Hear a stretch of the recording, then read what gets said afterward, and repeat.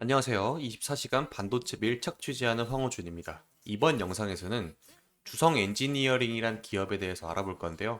주성 엔지니어링은 어떠한 기업이며 투자를 고민 중이신 분들이라면 알아야 할 특징과 고려해야 될 상황들, 투자 포인트를 알아보도록 하겠습니다. 요 근래는 이제 반도체에 대한 투자 관심도가 높아지기 때문에 곽광을 받고 있습니다. 뭐 여러 가지 기업들도 참 많지만은 이 용인 메가 클러스터 단지가 국내에 이제 도입이 된다라는 소식이 들려오면서 용인 내에 있는 이 반도체 기업들이 다른 반도체 기업들보다는 조금 더 조명을 많이 받는 그런 상황이 펼쳐지고 있는데, 그 와중에서 이 주성 엔지니어링이라는 종목을 조금 관심 있게 보시는 분들이라면은 오늘 이 영상은 꼭 시청하셔야 될 것 같습니다. 먼저 4월 13일 여의도 창립 30주년 기업 설명회에서 황철주 회장께서 직접 나왔는데, 이 기업은 좀 특이합니다. 반도체도 하는데 태양광도 엮여 있고 태양 전지 사업도 같이 영위를 해요. ALD 기술이 유명하게 작용을 할 수밖에 없다. 그런데 주성 엔지니어링에서는 이 기술에 대해서 상당히 자신이 있어 하는 그런 모습을 보여줬어요. 반도체라는 물질은 8대 공정의 과정이 필요로 합니다.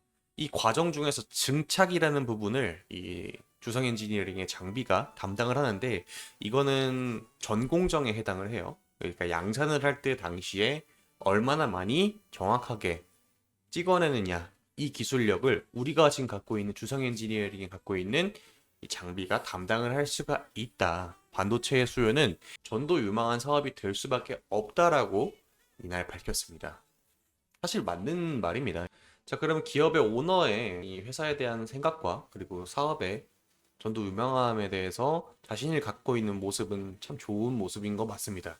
그러면 이 기업에 대해서도 조금 알아봐야 되겠죠. 우리는 투자를 하기 위해서 이 기업을 알아가야 되는 거니까 기업만의 특징이 분명히 있을 겁니다. 그 부분에 대해서 설명드리도록 하겠습니다. 얼마 전까지는 1조가 안 됐던 수준이었던 걸로 기억을 하는데, 다른 반도체 종목들도 비슷비슷합니다. 파도 또한 한 1조로 상장을 했고, 다른 반도체 종목들과 비교를 했을 때 많지도 적지도 않고 그냥 딱 평균치에 위치를 하고 있어요. 다음으로 이제 매출을 확인을 안 할 수가 없겠죠. 반도체 불황이 22년도부터 시작이 됐었죠. 전체적으로 이제 코로나 이후에 강달러 현상이 진행이 되고, 러시아 우크라이나 전쟁이라든지 대내외적인 악재라는 악재는 다 증시에 발생을 했으니까 소비가 줄어들었겠죠. 그러면서 이제 당연히 반도체를 필요로 하는 기업들도 많이 줄어들었을 것이고 여력도 없을 것이고, 그러다 보니까 이제 분기 매출을 보게 되면 22년도 9월까지 좋은 모습을 보여주던 12월 피크를 찍고 나서 내리막길을 가파르게 그리고 있습니다. 최근 순이익이 마이너스 73억, 전분기 대비해서 마이너스 170%가 깎인 수준입니다. 그 이후에 옆에 보면 연간 매출을 보게 되면은 어떠한 산업이든 간에 경기 순환 사이클을 탈 수밖에 없는데, 엔지니어링 또한 그 부분을 피해갈 수는 없었다라고 해석이 됩니다. 대부분의 기업들이 다 이런 모습을 그려주고 있기 때문에 기본적 분석, 즉 말해서 재무제표상에 큰 문제가 없지 않는 이상 결국에는 경기 순환 사이클에 의해서 다시 반등을 할 수 있는 가능성이 아주 높은 기업이다 라고 점쳐지고 있습니다. 이것만으로 마무리가 되는 게 아니라요. 다음 매출과 수주 현황을 좀 보게 되면은 반도체 장비에 대부분의 매출이 집중이 되어 있습니다. 제가 앞서 주성 엔지니어링은 조금 특이하다, 반도체 사업도 되는데 디스플레이 사업도 할 수 있고 태양전지 사업도 할 수 있기 때문에 태양광 관련주로도 엮일 수가 있다라는 겁니다. 하지만 지난 23년 8월 11일 날 보고가 된 반기 보고서 기준으로 보았을 때 매출의 대부분은 반도체 장비, 그것도 수출에 의존을 하고 있습니다. 중요한 게 매출 부분에서 수출의 대부분을 차지한다고 하는데, 앞서 주성 엔지니어링은 대부분 증착, 즉 말해서 반도체를 양산하는 부분에 대해서 특화된 기업이다. 반도체 양산을 할 때 들어가는 장비를 납품하는 데 상당히 치중이 되어 있다고 하는데, 지금 대내적인 상황을 보게 되면은 미국의 중국 반도체 사업을 거의 죽이듯이 고강도의 압박을 취하게 되면서 미국은 중국의 반도체 시장을 힘들게 하고 있습니다. 따라서 양산에 대해서는 조금 기대감이 아직까지는 없을 수가 있다. 주성 엔지니어링의 주가를 끌어올리기에는 대내적인 상황이 좋지가 않다. 전반적으로 반도체 상황이 그렇습니다. 이 ALD 증착 기술에 대해서 계속해서 언급이 되는데, 대표적인 반도체 장비예요. 주성 엔지니어링에서 납품하는 제품 중에서 매출의 거의 대부분을 차지하는 그런 장비인데, 계속해서 반도체 8대 공정에 대해서 그 중에서 양산을 하는 증착 부분에 전공정에 해당한다고 말씀드렸죠. 이거에 대해서 잠깐 설명이 필요한데, 여기 명칭들은 사람들마다 조금씩 바뀌는데 결은 다 비슷비슷합니다. 여기 보시게 되면 증착 부분에 주성 엔지니어링 배치가 되어 있죠. 메모리 반도체 설비 투자액 전망 자체랑 그리고 제가 불어나는 재고 자산을 삼성전자랑 SK 하이닉스를 좀 준비를 해왔어요. 재고가 계속 늘어나고 있죠. 2020년 기준으로 해서 꾸준하게 늘어나고 있고 SK 하이닉스는 잠깐 좀 줄어드는 그런 모습 보이고 있는데, 여러분 반도체 회사 중에서 삼성전자가 담당하는 게 메모리 반도체죠. 지금 중국 시장이 좋지가 않기 때문에 소비를 해줄 수 있는 최대 시장이 시들시들한 상황입니다. 그렇기 때문에 수출의 대부분의 매출을 차지하는 주성 엔지니어링은 관계가 개선이 되면은 더 좋아질 전망이다 라고 해석을 할 수가 있고요. 다음으로 이 주성 엔지니어링 주가의 특이사항을 제가 자료를 조사하면서 좀 찾아낸 건데, 이 200일선입니다. 이 검정색 진한 선이 200일 이동평균선을 강하게 돌파했을 때 거래량이 실렸습니다.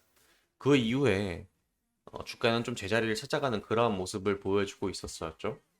이날이 3월 24일 그리고 4월 11일, 7월 17일인데 이때 보게 되면 다 장대 양봉과 대량 거래가 터지면서 주가가 한 단계 레벨업하는 그러한 시기를 가졌습니다.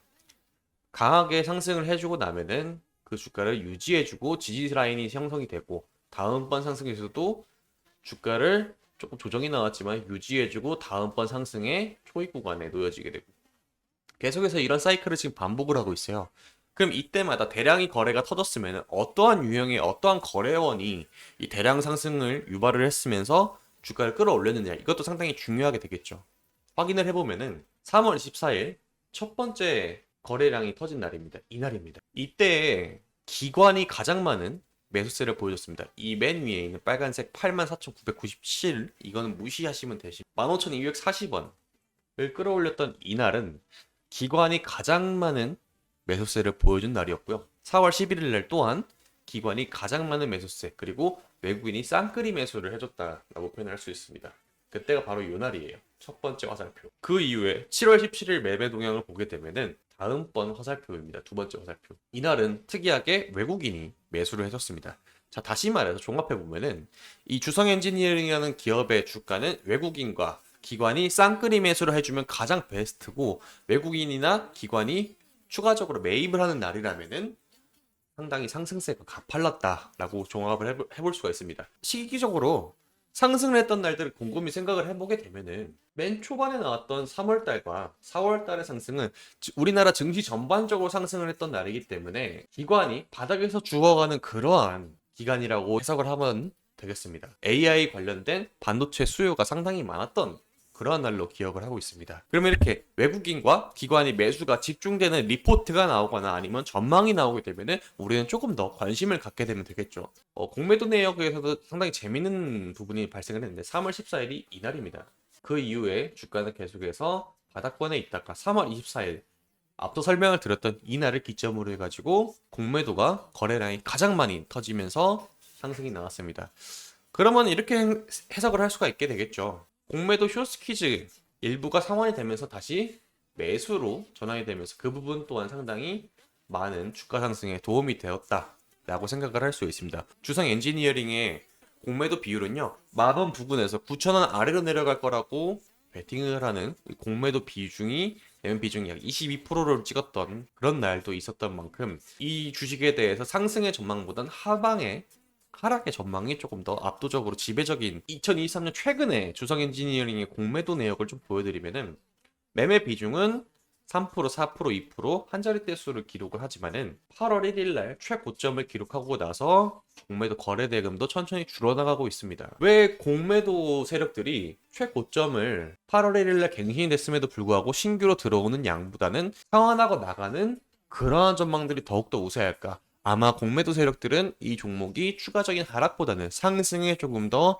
무게를 두는 그러한 관점이 작용을 하지 않았나 생각을 하고 있습니다. 영상 초반에 제가 설명을 드릴 때 이 기업은 용인에 위치했다고 말씀드렸었죠. 그런데 이 용인이라는 지역이 상당히 전략적으로 반도체 관련된 기업이라면은 전략적인 위치가 되어가고 있습니다.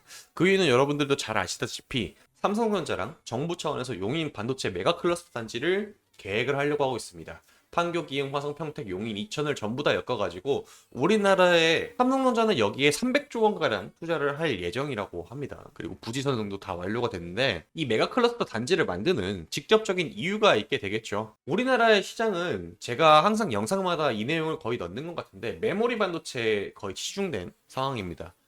근데 이제 시스템 반도체에 대한 점유율이 3.1%밖에 되지가 않는데 이 부분을 우리가 많은 부분을 차지할 수 있게 되면 대한민국은 한 단계 더 국격이 성장하는 그러한 기반이 될 수 있기 때문에 이번 용인 반도체 메가 클러스터 단지를 양성을 아주 집중적으로 하고 있습니다. 여러 가지 제반 사항이 많이 필요합니다. 산업 용소가 필요로 한데 이 반도체에 물이 왜 필요하냐면은 연마를 하거나 혹은 가공하는 단계에서 물이 상당히 많이 필요하게 됩니다.